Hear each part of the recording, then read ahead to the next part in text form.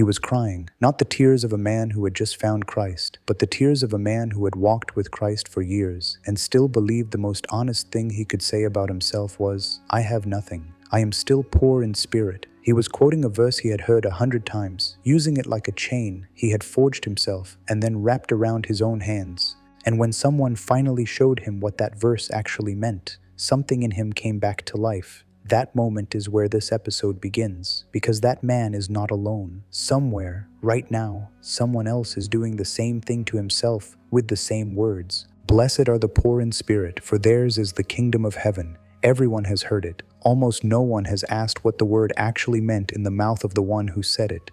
Greek gave Jesus two very different words he could have chosen. There was Penēs, the word for a poor working man, someone with little but not nothing, someone who labors and earns a modest living and keeps some measure of independence, standing on his own 2 feet. That word appears often enough in the old Greek writers. Aristophanes uses it. Plato uses it. It describes the farmer, the artisan, the man who is poor but never begs.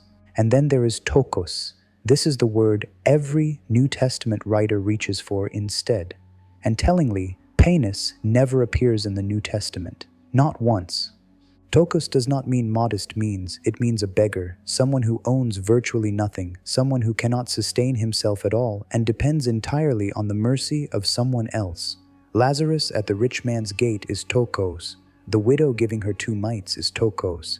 And there is one more use of the word worth sitting with, because it runs in the opposite direction of everything we are about to say. Christ looks at the church in Laodicea, a church that says of itself, "I am rich and increased with goods and have need of nothing," and he tells them plainly, "You do not know that you are wretched and miserable and poor and blind and naked." He uses that same word, Ptōchos, a church that felt rich and was in fact destitute. Hold on to that, because this episode is going to spend most of its time on the reverse danger. Laodicea called itself rich when it was poor. What we are about to look at is a believer who calls himself poor when, in Christ, he has already been made rich.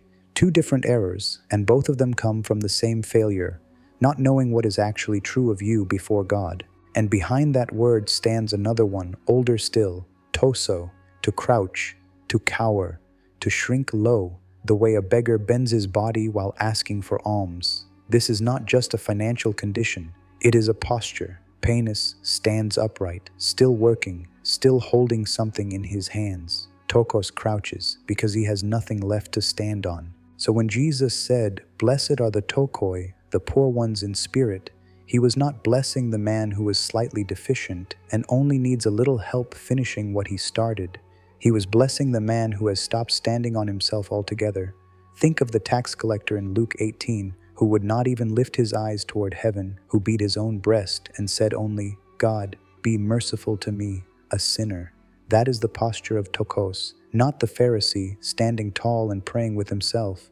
The other one, bent low, empty-handed, done pretending he has anything to offer. Paul takes the diagnosis even further. He does not stop at poor. He says dead, Nekros, dead in trespasses and sins, and a dead man cannot revive himself. He cannot negotiate his way back to the living. He can only be raised by someone outside of himself. Ptōchos says, "You have no wealth." Nekros says, "You have no life." Together they remove every possibility that a person could contribute even a small part of his own rescue. And here is what must never be missed. When Jesus spoke that blessing, he was not offering comfort to people he could not actually help. He knew exactly what stood between the human soul and life, and he knew exactly what he had come to do about it. Man's poverty was never just a feeling, it was captivity. The soul was held under sin, under death, under fear, under the grip of what Jesus elsewhere calls the strong man guarding his own house. And before the cross, that grip had not yet been decisively broken in history.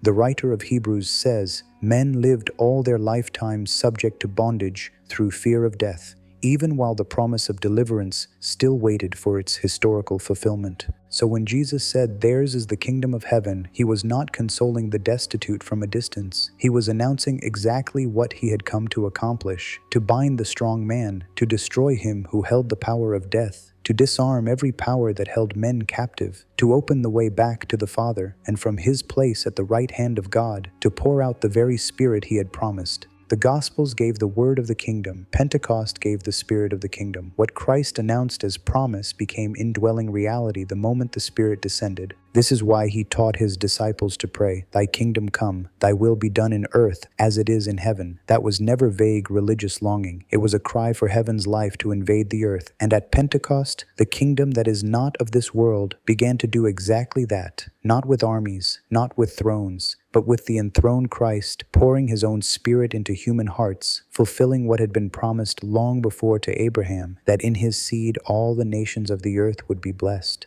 The poor were not merely told the kingdom belonged to them, they were brought into its very life. And this is the turn so many believers never make. Christ did not bless spiritual poverty in order to keep men there forever. He blessed the poor in spirit because the kingdom had come to answer it. The man who was dead is made alive together with Christ. The man who was destitute is enriched with every spiritual blessing in the heavenly places. The man who crouched at the door is not left crouching like an orphan outside the house. He is brought all the way in and called a son. So there is something every believer needs to learn to tell apart: poverty and dependence. You are no longer poor in the sense of having nothing in Christ, but you remain dependent in the sense that everything you now have must be drawn from him continually. The way a son still needs bread every day without that need making him a beggar. The way a branch still needs sap flowing into it without that need making it dead. Dependence is not unbelief. Dependence is how sons live. But destitution is not the name of a son who has been joined to Christ. So it is right to say, "Every day, Lord, I need you. Fill me again with your Spirit. Without you, I can do nothing. I hunger and I thirst for more of you. I groan with all creation, waiting for the redemption of my body." All of that is true, and all of that is right to say. But there is a very different sentence, and it is not the same thing. Without Christ, I had nothing is the gospel. In Christ, I still have nothing is something else. It can sound humble. It can even feel like humility from the inside. But it is no longer true. And when a lie is repeated long enough in the name of humility, it stops being humility and becomes something closer to unbelief. And that matters because if Christ says of you, "You are clean, you are mine, you are alive, my Spirit dwells in you, you have passed from death into life," and you keep answering back, "No, I am still empty, still poor in spirit, still without life," you are no longer agreeing with the cross. You are agreeing with the old report over the new reality. A branch cannot bear fruit while imagining itself cut off from the vine. A son cannot walk in confidence while speaking like an orphan outside a gate that has already been opened for him. This is very likely what stands behind Paul's words to the Ephesians. "Awake, thou that sleepest, and arise from the dead, and Christ shall give thee light." Notice, that is spoken to believers, not to unbelievers. It is not a call to become alive. It is a summons to wake up to the life that has already been given, to stop speaking the language of the grave over a life that Christ has already raised. Someone might still ask, does that mean the verse no longer applies today, or that it applies in exactly the same way it did then? No, it means Pentecost must not be ignored when we read it. Jesus spoke this to men standing at the very threshold of the kingdom before the cross had broken death's authority, before the Spirit had been poured out as the abiding possession of the sons of God. Even John says plainly that the Spirit was not yet given because Jesus was not yet glorified. The disciples who first heard, "Blessed are the poor in spirit," were hearing it before that decisive breach had come. We hear the same words from a completely different vantage point. Already delivered, already indwelt, already sealed. The posture the words describe has not changed. It is still the collapse of self-sufficiency before God, but the man saying them now stands inside an economy the first hearers were still waiting for. That does not mean the verse stops being true. It means it has to be read as the doorway it always was, the condition the kingdom meets, not the identity the kingdom leaves behind. If this episode is helping you see a verse you may have carried as a chain instead of receiving as a doorway, then like the video, not as a formality, but because this is how it reaches the next person who may be praying from an identity Christ already ended. And in the comments, write this sentence if you can say it honestly: "I came poor, but I was not left poor." Then stay with me for the final turn, because this is where the whole Beatitude opens. You came poor, but the kingdom came to answer your poverty. You came dead, but the Spirit of life entered you and made you alive. You came crouching at the door, like a beggar with nothing to bring. But grace did not leave you crouching there. It raised you, it seated you in Christ. It filled you with the Spirit, and it called you a son. Your need for continual supply is real, and it will remain, right up until the day your very body is redeemed. But that need was never the poverty of a beggar left outside the gate. It is the dependence of a son who already has life, learning day by day to walk in it.